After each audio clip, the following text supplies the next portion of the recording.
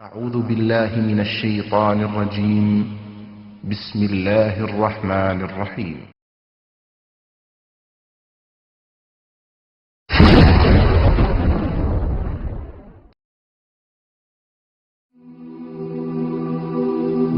মৃত্যু এমন এক বাস্তবতা যার থেকে কেউ পলায়ন করতে পারবে না। প্রত্যেকটি প্রাণীকেই মৃত্যুর স্বাদ আস্বাদন করতে হবে। আল্লাহ তাআলা পবিত্র কালামে মাজিদে ইরশাদ করেন, কুল্লু নাফসিন যায়িকাতুল মাউত, প্রতিটি প্রাণী ওই মৃত্যুর স্বাদ আস্বাদন করবে। কুল ইন্নাল মাউতাল্লাযী তাফিররুনা মিনহু ফাইন্নাহু মুলাকীকুম, হে নবী আপনি বলে দিন, মৃত্যু যার থেকে তোমরা পলায়ন করছো সে অবশ্যই তোমাদের সাথে সাক্ষাৎ করবে। আইনামা তাকুনু ইউদরিকুমুল মাউত ওয়ালাউ কুনতুম ফি বুরুজিম মুশাইয়াদা, তোমরা যেখানেই থাকো না কেন মৃত্যু তোমাদেরকে পাকড়াও করবেই, যদিও তোমরা সূর্য দুর্গে অবস্থান করো। লিকুল্লি উম্মাতিন আজাল, ইযা জাআ আজালুহুম ফালা ইস্তাখিরুনা সাআতান ওয়ালা ইস্তাকদিমুন, প্রত্যেকটি জাতিরই মৃত্যুর জন্য একটি নির্ধারিত সময় রয়েছে। যখন সেই নির্ধারিত সময় চলে আসে তখন তার থেকে এক মুহূর্ত আগ পিছ করা হয় না। এই ক্ষণস্থায়ী পৃথিবী যাকে নিয়ে তোমরা স্বপ্ন দেখছো, এই স্বপ্নের পৃথিবীও একদিন ধ্বংস হয়ে যাবে। কিয়ামতের সময় যখন নিকটবর্তী হবে তখন আল্লাহ সুবহানাহু ওয়া তাআলা নিজের দায়িত্বপ্রাপ্ত ফেরেশতাকে সিংহায় ফুৎকার দেওয়ার আদেশ দিবেন।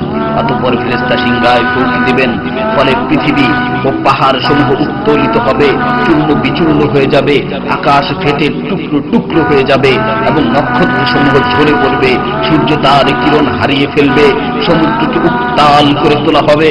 সেদিন কিয়ামতের ভূমিকম্প ও কিয়ামতের ভয়াবহ অবস্থা দেখে সকলেই মৃত্যুবরণ করবে। আল্লাহ তাআলা বলছেন, ইয়া আইয়ুহান নাসু তাকু রাব্বাকুম ইন্না জালজালাতাস সাআতি শাইউন আযীম ইয়াওমা তারাউনাহা তাযহালু কুল্লু মুরদি'াতিন আম্মা রাদা'আত ওয়া তাদ'উ কুল্লু যাতি হামলিন হামলাহা ওয়া তারান নাসা সুকারা ওয়া মা হুম বিসুকারা ওয়ালাকিন্না আযাবাল্লাহি শাদীদ। হে মানুষ, তোমরা তোমাদের প্রতিপালককে ভয় করো, নিশ্চয়ই কিয়ামতের প্রকম্পন এক ভয়ঙ্কর ব্যাপার। সেদিন তোমরা দেখবে প্রত্যেক স্তন্যদানকারিণী আপন দুগ্ধপোষ্য শিশুকে ভুলে যাবে এবং প্রত্যেক গর্ভধারিণী তার গর্ভপাত করে ফেলবে। তুমি দেখবে মানুষকে পাগলের মতো, আসলে ওরা পাগল নয়, তবে আল্লাহর আযাবই হবে কঠিন। فإذا نفخ في الصور نفخة واحدة وحملت الأرض والجبال فدكتا دكة واحدة, অতঃপর যখন সিংহায় ফুঁক দেওয়া হবে একটি মাত্র ফুঁক, আর জমিন ও পর্বতমালাকে উত্তোলিত করা হবে এবং মাত্র একটি আঘাতে এগুলো চূর্ণ বিচূর্ণ হয়ে যাবে।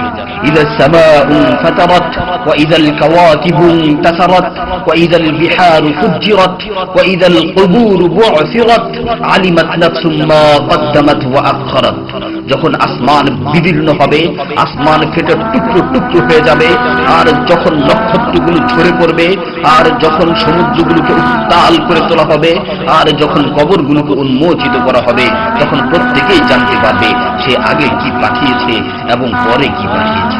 সেদিন কিয়ামতের ভয়াবহতায় আল্লাহ সুবহানাহু ওয়া তাআলা ব্যতীত প্রতিটি প্রাণী প্রাণ হারাবে। পবিত্র কালামে মাজিদে ইরশাদ হয়েছে, কুল্লু শাইইন হালিকুন ইল্লা ওয়াজহা, সেদিন আল্লাহর মহান সত্তা ব্যতীত প্রত্যেকটি জিনিসই ধ্বংস হয়ে যাবে।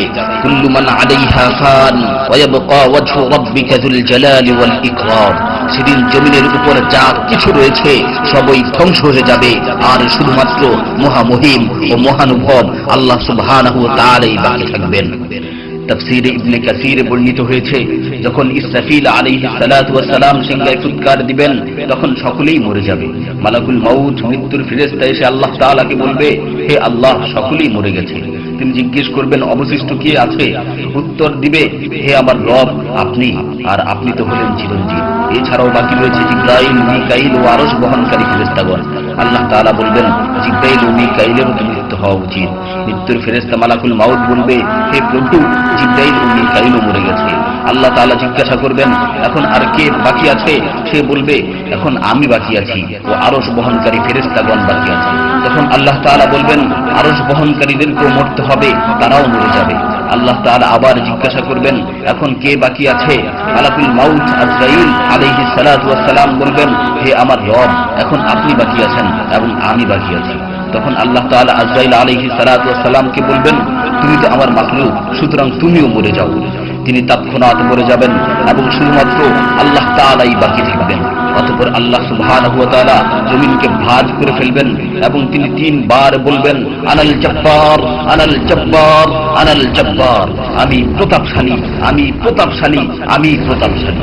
অতঃপর তিনি 3 বার জিজ্ঞাসা করবেন, লিমানিল মুলকুল ইয়াউম, লিমানিল মুলকুল ইয়াউম, লিমানিল মুলকুল ইয়াউম, আজকের রাজত্ব কার, আজকের সার্বভৌমত্ব কার, আজকের আধিপত্য কার? জবাব দেওয়ার মতো কেউই থাকবে না। তিনি আবার উত্তর দিবেন, লিল্লাহিল ওয়াহিদিল কাহ্হার, আজকের রাজত্ব, আজকের সার্বভৌমত্ব, আজকের আধিপত্য পরাক্রমশালী একমাত্র আল্লাহ। ইবনে ওমর রাদিয়াল্লাহু তাআলা আনহু হতে বর্ণিত অপর এক হাদিসে ইরশাদ হয়েছে, কিয়ামতের দিন আল্লাহ সুবহানাহু ওয়া তাআলা আসমান জমিনকে ভাঁজ করে নিজ হাতে গুটিয়ে নেবেন। অতঃপর বলবেন, আনাল মালিক, আনাল জব্বার, আনাল মুতাকাব্বির, আমি বাদশা, আমি প্রতাপশালী, আমি অহংকারী।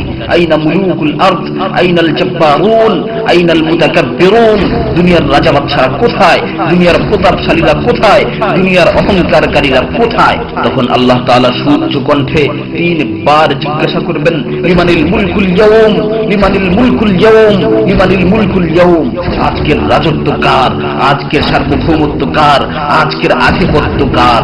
অতঃপর তিনি 3 বার উত্তর দিবেন, লিল্লাহিল ওয়াহিদিল কাহ্হার, আজকের সার্বভৌমত্ব, আজকের রাজত্ব, আজকের আধিপত্য প্রতাপশালী একমাত্র আল্লাহ সুবহানাহু ওয়া তাআলা।